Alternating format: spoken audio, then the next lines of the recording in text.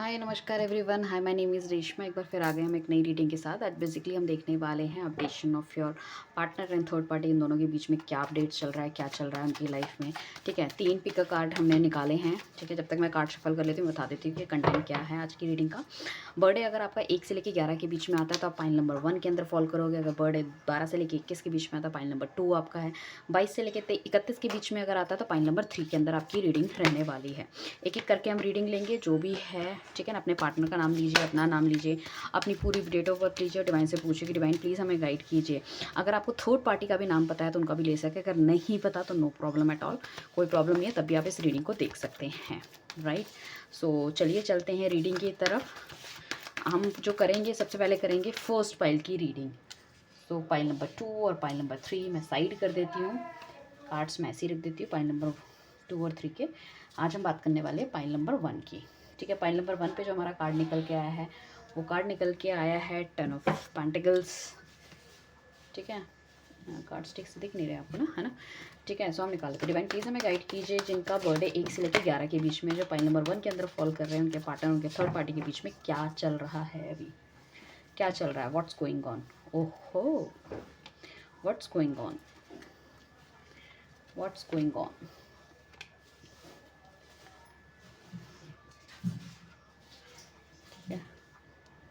दिख रहा है आपको ठीक से, दिख रहा है। What's going on, what's going on, what's going on. ठीक है, ठीक है, ठीक है, ठीक है, ठीक है, ओके। सो फाइल नंबर 1 के बीच में तो काफ़ी अच्छी चीज़ें चल रही हैं। हालांकि हो सकता है कि ये रिलेशनशिप जो टूटा है इस चीज़ का उन्हें कहीं ना कहीं दुख है। वो उनकी ज़िंदगी में आए एज ए फ्रेंड की तरह, चीज़ों को बहुत अच्छे से करा है, बहुत ज़्यादा शादी वादी के बारे में भी सोच विचार करते हुए नज़र आ रहे हैं।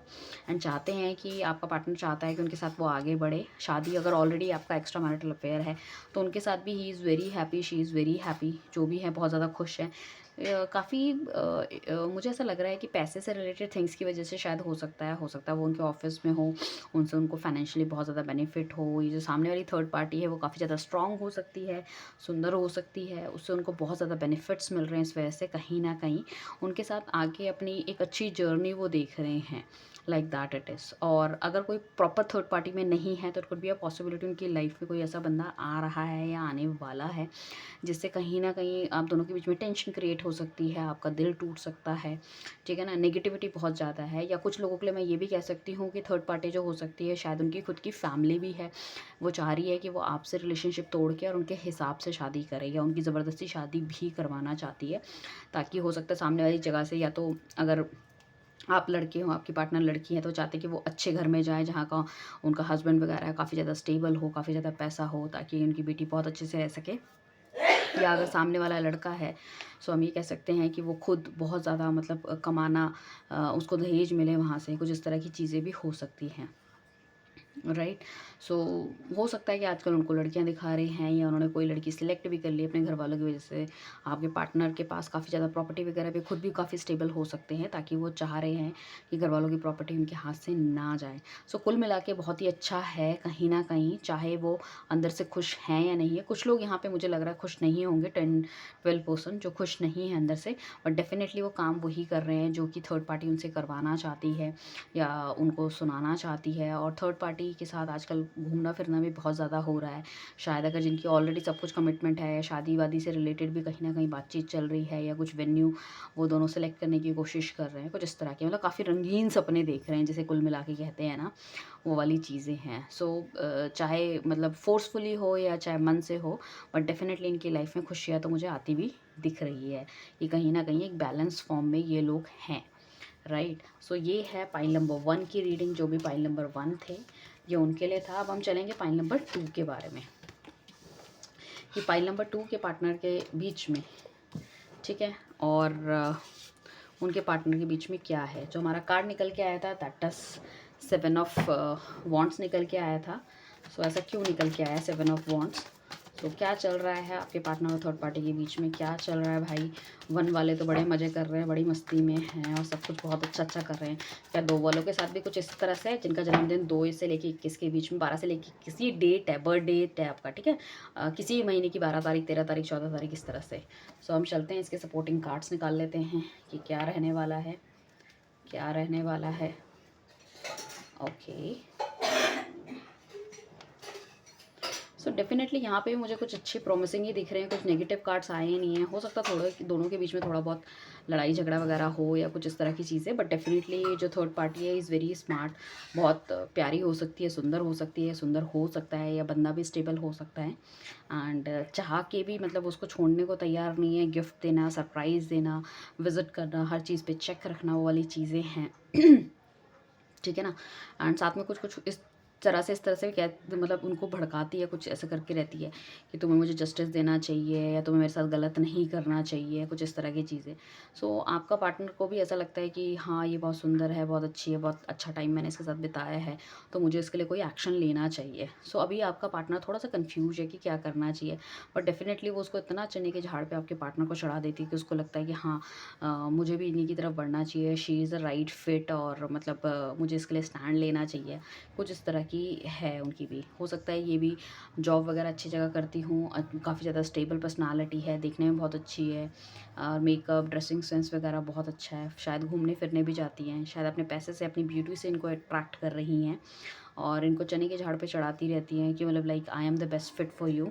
एंड काफ़ी ज़्यादा सपने भी इन्होंने आपस में देख लिए कि हम ऐसा करेंगे, हम वैसा करेंगे। तो कुल मिला के इनके बीच की जो ट्यूनिंग है वो भी काफ़ी अच्छी चल रही है, मगर रोमांस जिसे हम कह सकते हैं ना जोरों शोरों में है। हो सकता है आने वाले टाइम पे इनका बर्थडे आ रहा हो या थर्ड पार्टी का बर्थडे आ रहा हो, तो सरप्राइज़ गिफ्ट वगैरह देना, मिलना, कहीं घूमने जाना, कोई वाली चीज़ें हो सकती है। मतलब सबको मतलब उनकी नेचर में नेगेटिव करके ना अपने आप को अच्छा, कि बस बस इस तरह से घुमा के बातें बनाते मीठी मीठी, ये सब गलत है, मैं ही ठीक हूँ, मैं ही तुम्हारे बारे में सबसे अच्छा सोचती हूँ या सोचता हूँ, एंड इस तरह की चीज़ें हैं। सो आपका पार्टनर भी उनकी झूठी प्रशंसा करता है, वो भी, ठीक है ना। सो कहीं ना कहीं क्या है कि कुल मिला के मतलब दोनों आपस में तो they are doing very well, आपस में बहुत अच्छा कर रहे हैं, बैलेंस मेंटेन कर रहे हैं। कुछ नेगेटिव जो उनकी आदतें हैं वो छुपी हुई हैं, और डेफिनेटली कुछ सोचते हुए नज़र नहीं आ रहे हैं आपके पार्टनर आपके बारे में या किसी और के बारे में, राइट। सो अभी तो it's going good between these two people, right. अब हम चलेंगे पाइल नंबर 3 के बारे में। अगर किसी को अपनी पर्सनल रीडिंग करवानी है तो पर्सनल रीडिंग के लिए आप हमें कॉन्टैक्ट कर सकते हैं, लाइक नीचे दिए गए नंबर पे। हमारा जो अगला है pile, that is pile number 3, जो कि है 22 से 31 के बारे में, और हमारे पास जो कार्ड निकल के आएगा एस ऑफ वॉन्ड का कार्ड निकल के आया। तो डिवाइन प्लीज़ हमें गाइड कीजिए, जिनका ये बर्थडे 22 से लेकर 31 के बीच में आ रहा है, जो पाइल नंबर 3 में फॉल कर रहे हैं, क्या है उनके पार्टनर और थर्ड पार्टी के बीच में, क्या चल रहा है पार्टनर और थर्ड पार्टी के बीच में, क्या चल रहा है, क्या खिचड़ी पक रही है, क्या दाल में काला है, राइट। सो जिन भी लोगों ने अभी तक फॉलो नहीं किया है, सब्सक्राइब नहीं किया है, फटाफट से कर लो, ताकि आने वाले टाइम पे जब भी हम लाइव आएँ या कोई रीडिंग डालें सबसे पहले आपको मिल सके। सो डेफिनेटली ऐसा है कि आपके थर्ड पार्टी की जो एक्सपेक्टेशन है वो बहुत ज़्यादा अच्छी है, बहुत ज़्यादा है, बहुत ज़्यादा उसे चाहिए। आप दोनों के बीच में उन दोनों के बीच में कहीं ना कहीं बहुत ज़्यादा लड़ाई झगड़ा चल रहा है। आपका पार्टनर तो या थर्ड पार्टी तो उनको चाह रही है, देख रही है कि सब चीज़ें ठीक हो जाए, बट कहीं ना कहीं शायद थर्ड पार्टी का ध्यान और चीज़ों में भी निकल रहा है, पैसे में। और थर्ड पार्टी को ये भी लगता है कि ये बंदा मेरे फिट का नहीं है, ये मेरा कार्मिक है, थोड़े टाइम बिताओ और निकलो। और क्योंकि उसका ना दिमाग बहुत ज़्यादा तेज़ है थर्ड पार्टी का, किस तरह से किसको घुमाना है, चीज़ें करनी है, क्योंकि वो ना एक प्रैक्टिकल अप्रोच नहीं रखती है, जो प्रैक्टिकल अप्रोच नहीं है। आज उसको ये चाहिए, कल उसको वो चाहिए, कल उसको वो चाहिए, उसके हिसाब से चीज़ें चलती रहे तो वेल एंड गुड, अगर नहीं होगा तो फिर लड़ाई झगड़ा होना शुरू हो जाता है। हालांकि डेफिनेटली इन दोनों के बीच में बातचीत हुई है, कमिटमेंट को लेके, शादी को लेके, बच्चों को लेके, but the thing is that आगे जाके वो चीज़ें मैच्योर नहीं होती हुई दिख रही है मुझे। और आपके पार्टनर भी कहीं ना कहीं इसके साथ न्यू बिगनिंग और रिलेशनशिप में तो आ गए हैं, सब कुछ हो गया है, बट यहाँ पे क्या है कि मेंटल प्रेशर और स्ट्रेस बहुत ज़्यादा है। तो मतलब जब उनसे शादी के बारे में सोचते हैं, बात तो कर लेते हैं, बट दे फील कि पता नहीं करना चाहिए, नहीं करना चाहिए। या तो आपके पार्टनर थर्ड पार्टी को कहीं ना कहीं ऑफ़र कर रहे हैं कि चलो भाई हम शादी कर लेते हैं, चीज़ों को आगे बढ़ाते हैं, चीज़ें ठीक करते हैं, राइट। बट जो थर्ड पार्टी है वो शायद शादी के लिए कंफर्टेबल नहीं होती, उनको बातों में घुमाती है, चीज़ें करती है। एक तरफ से मुझे ऐसा लग रहा है कि कुछ केसेस में थर्ड पार्टी जो है वो आपके पार्टनर को इग्नोर कर रही है, कुछ केसेस में आपके पार्टनर उनके पीछे पड़े हुए हैं और थर्ड पार्टी उनको इग्नोर कर रही है, क्योंकि उसकी जो टेम्पटेशन है वो पैसा है, मनी है, अच्छे अच्छे लोगों से मिलना है, घूमना फिरना है। वो एक फैमिली ओरिएंटेड टाइप का पार्टनर मुझे नहीं लग रहा है, ठीक है ना। सो वाली चीज़ें हैं, तो डोंट वरी अबाउट इट, चीज़ें चलने दो। Things are going to be like this थोड़े टाइम तक, देन बहुत जल्दी आपके पार्टनर को सब समझ में आ जाएगा। 2-4 महीने के अंदर सब दूध का दूध पानी का पानी हो जाएगा।